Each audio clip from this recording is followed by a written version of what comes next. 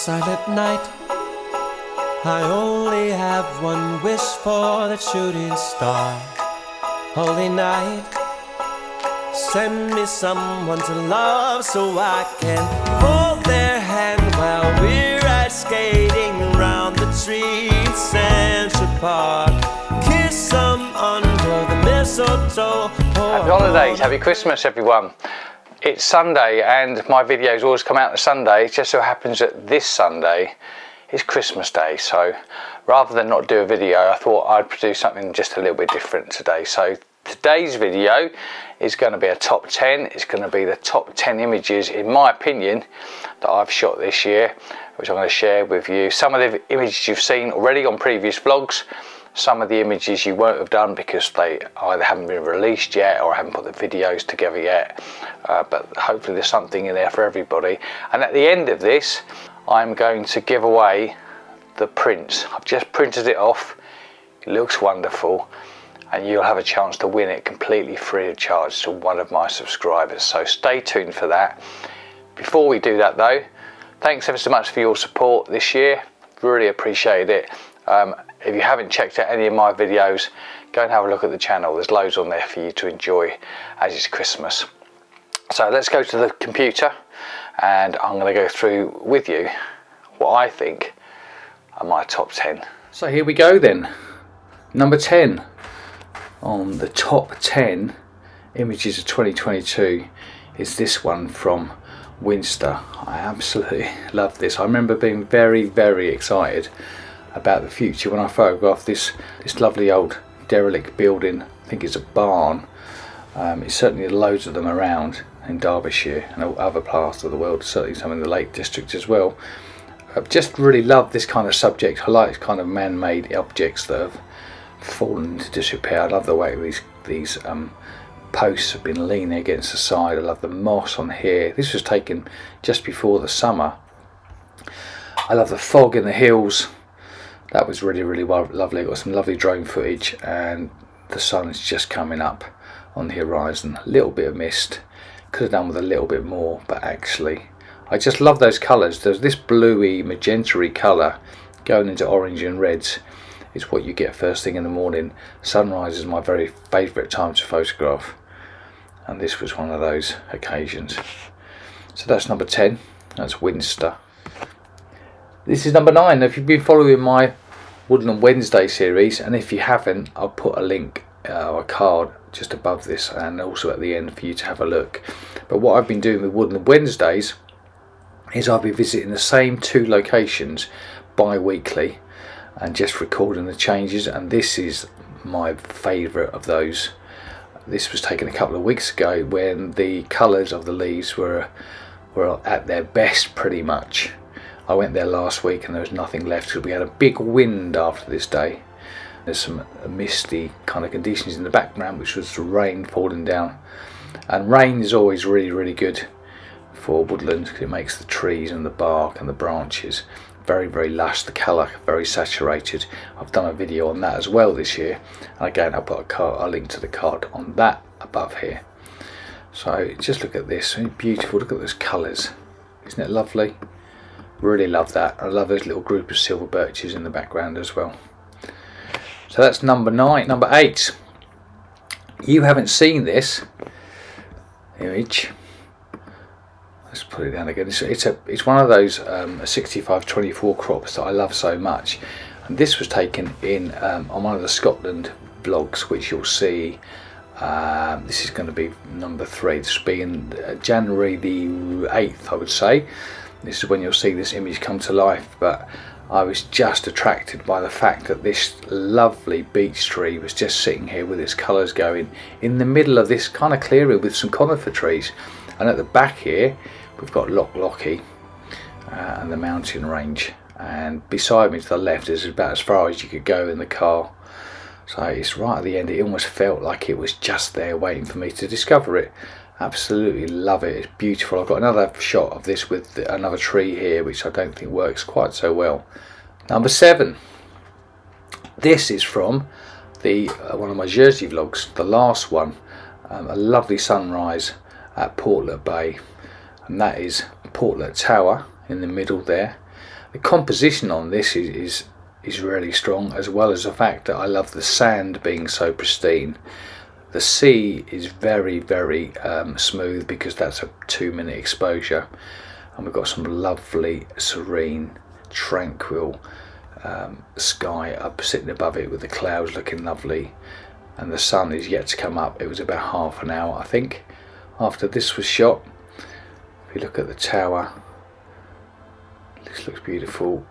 And what I like about this was the fact that we've got some diagonals going this way. So if we look at the diagonal going across there, and this rock here, and that rock there, and that rock there, so there's diagonals facing out this way, but then there's also some diagonals this way. That one there, there's a little bit running through there. This kind of makes a diagonal all pointing towards the tower, and there, and then here we've got another diagonals that are going down towards the rock. So there's kind of that kind of thing going on, and you could almost argue there's some diagonals going in this way. So I really like that. I think it's a really strong composition, but I also love the colours a lot. Really enjoy that. I really love that. It was a fantastic morning. A great fun we had there at Portlet Bay. Again, there's a vlog that's all about that, if you go back and check on my playlist. This one you haven't seen yet, and I haven't actually even put the vlog together for this. This is Southwold Pier. If you're an East Anglian photographer, you'll recognise that. It's one of the most photographed locations on the East Coast, and the reason for that is it's just a beautiful pier. So we've got these lovely sea defences, which I remember going in because before, I don't know what year it was, it must have been 2012, 2013, something around there. And before that, this beach was completely empty, and then we heard on the grapevine that they were putting some sea defence, some rocks in, and I was hoping it was going to be a bit more like Scotland, but in the end they put them in a big row here, and it works well. Any light that shines and reflects off them in the morning to give them a nice purple colour look. You just see them picking up the colours there. And this is the first time I photographed Southwold Pier with the lights on. I think that happens more regularly, but they never used to be on. They used to reflect the light on the side of these white buildings, used to reflect the sunrise, and now we've got an extra element with these lights. So I really like that. By the way, the GFX, this has had no correction done whatsoever for the verticals, and I used to photograph this with my Canon with a 10 to 24 mil lens wide angle, and these posts would be bent inwards, and I had to do a lot of correcting. This particular one, this particular camera, everything is dead straight. I'm really impressed with it. I did this vlog with a X-T4 comparing it with the GFX, and I was talking about how this sky is handled by the GFX, and I think the colour range in this compared with the colour range of an X-T4 sensor is probably a lot more. There are a load more colours in there. I think this particular area here would probably have burnt out with an X-T4, but the vlog for that is still to be published, still to be put together. But I hope when I do it, you'll enjoy it. The greens in there actually, which is reflected off these lights. So there we go. This is from a video that you'll see next week. This is from a place called Spian Bridge. Now we were staying at a lovely place. A friend of ours did us a really nice deal on their holiday house, which is fantastic, over in Roybridge, and this is about 15 minutes from there. Not even that, probably 10. I visited twice. The first time I went, the footage wasn't very good, and it was a dull day, actually a very moody day, which I quite liked. But the next morning I looked at the video footage and it was very in and out of focus, so I went and redid it, and I'm really glad I did. That's a sunrise sky. Sunrise was about 10 minutes after this, and these are the commandos. This is the Commando Memorial, and these guys are looking out over the mountains, which is the Ben Nevis or the Nevis range of mountains. It's really poignant doing it in November because obviously these reefs, and there were some there laid by the SAS and all sorts of different regiments, marking their respects or paying their respects to the guys who fell in World War II, who did their training in these mountains. Very humbling experience. Only me and Julie, my wife, there. This is a scene that you would probably walk by, because I've walked by it loads of times, but on a particular day I've been shooting another one of my Woodland Wednesdays in this location, and this is on the way back, and this particular morning we had some marvellous fog, and the sun that then broke through and started to shine through, and I just love the dark grey green colours. And here again, it's the colour that's attracted to me to this. This is autumn, so we've got some nice autumn leaves from this oak tree, the silver birches just looking great, spindly kind of thing, and the atmosphere through there. Just absolutely love that image, really like that. It's a square, which is unusual, but that will print out beautifully, very delicate, so I really enjoy. This is an image I'm fantastically happy with. This was, if you've seen the video of photographing in the rain, then you will see me walking down an alleyway of trees, and this was actually, as the drone was turning around for another run, I spotted this, did the rest of the video in, and then came back with my camera.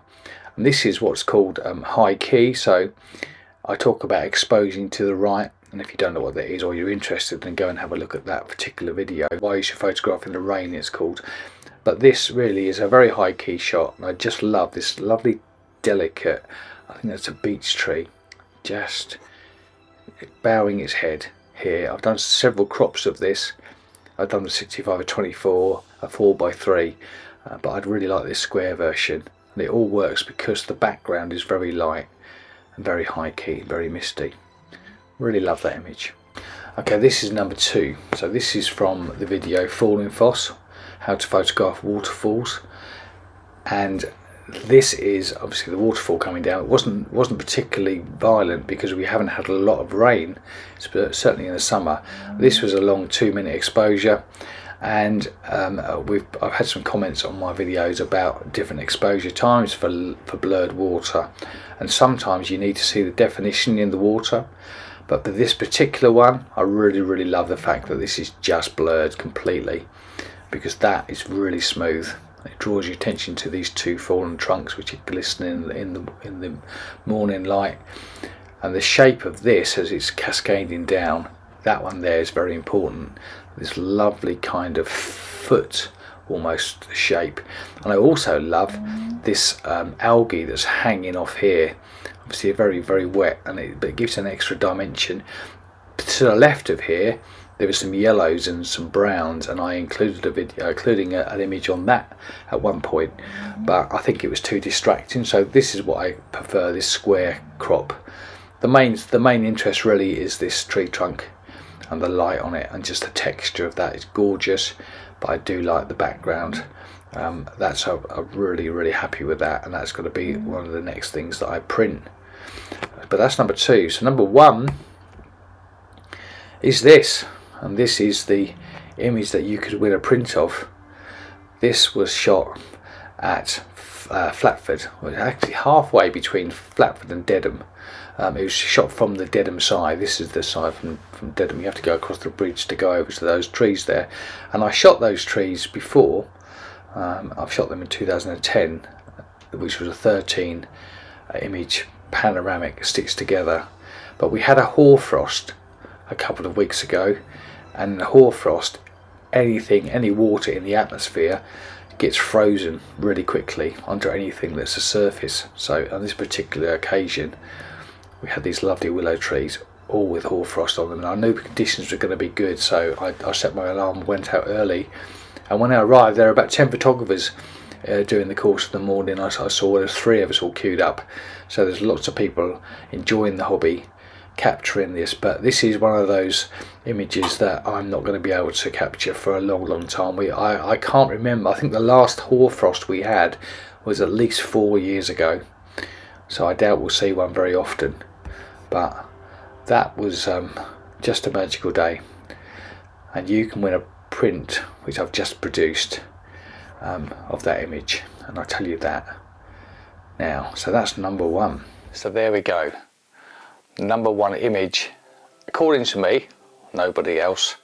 I've managed to get my printer working, and look, that is the winning print. So it's printed on you probably can't see that, it's a lovely textured photo speed paper which will last a lifetime. It's an A3 plus print, which I'm really proud of, and you could win this So I'm going to give this away to a subscriber. So how to win this, you have to be a subscriber to my YouTube channel, like the video, and could you comment below with an answer to this question. And the question is, which famous English landscape painter painted the Hay Wain? And that image is just down the road from where that image was taken. Okay, answers below in the comments. I will put all the winning entries into a computer generated draw, and I will make the draw on January the 6th, and the winning person will have that print sent to them free of charge from me. So hopefully you'll agree that's a nice prize. Really just wanted to say before I go, thanks ever so much for your support this year. It's been awesome. The channel launched on the last week of August and it's really done well. I'm really pleased with everything, the way things are going. I've really enjoyed working on the YouTube channel and the photographs. It's been a great year for me personally. So thanks for your little part in that. Thanks for all the comments you make and the likes and the subscribes and stuff. It all makes a world of difference. So take care of yourselves. Hopefully the world will be a better place next year, what with the wars going on and people not being able to afford heating bills and stuff. And if you're one of those people, my heart goes out to you. And hopefully those images in some small way have cheered you up. But take care, stay warm, and I will see you on the other side. See you in 2023, everyone. Goodbye. Turtle doves and all my favorite things come in sets of two. So does love. Send me someone I can talk to. We'll share stories of our childhood memories of Christmas past. Chestnuts on an open fire and another log to make it last. We'll build Frosty the Snowman and dance along with the Christmas band, and then we'll